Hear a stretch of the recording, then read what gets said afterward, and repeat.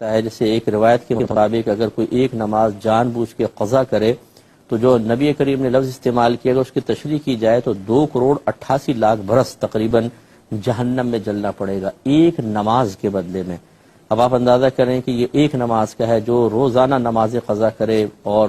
صرف 5 منٹ کی مشقت کو نظر انداز کر کے شیطان کی بات مانتے ہوئے کہ اللہ تعالیٰ کا منادی تو کہہ رہا ہوتا ہے حی علی الصلاۃ حی علی الفلاح، آؤ بھلائی کی طرف، آؤ نماز کی طرف، حی علی الصلاۃ آؤ نماز کی طرف، حی علی الفلاح آؤ بھلائی کی طرف،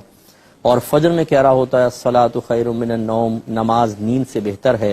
لیکن ہم نہ بھلائی کی طرف آتے ہیں نہ نماز کی طرف آتے ہیں، اس سے بھاگتے ہیں، اور صبح کے ٹائم میں نیند کو نماز سے بہتر سمجھتے ہوئے شیطان کی اطاعت کرتے ہوئے رکتے ہیں۔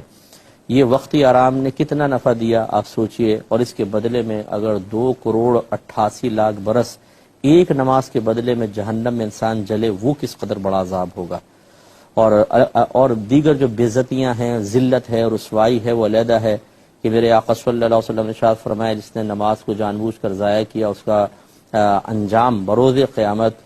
فرعون، حامان اور ابی بن خلف کے ساتھ ہوگا۔ فرعون نے خدائی کا دعویٰ کیا، حامان اس کو ایمان کی طرف آنے سے روکتا رہا، اس کا وزیر تھا، اور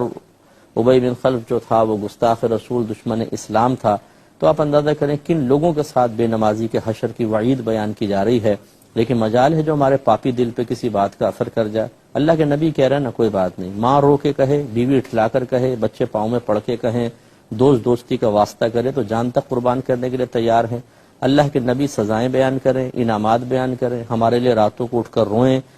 اتنا عبادت کریں کہ پنڈلیوں پہ ورم طاری ہو جائے، پھر وہ فرمائیں قرۃ عینی فی الصلاۃ، نماز میں میری آنکھوں کے ٹھنڈک ہے، اور ہم کہیں گے جی دیکھی جائے گی، سوچیں گے۔ یہ ہماری ماشاءاللہ عشق رسول کی معراج ہے جی، غلامی رسول میں موت بھی قبول ہے۔ نعرے تو ایسے لگائیں گے کہ جیسے پتہ نہیں اس سے بڑا تو کوئی عاشق رسول 1500 سال میں پیدا ہی نہیں ہوا، اور اس عاشق رسول کو جب نماز پڑھنے کی باری آتی ہے، نبی کریم کی آنکھوں کی ٹھنڈک پوری کرنے کی باری آتی ہے، تو وہ سائیڈ میں بیٹھا ہوتا۔ بڑا زبردست عشق رسول ہے۔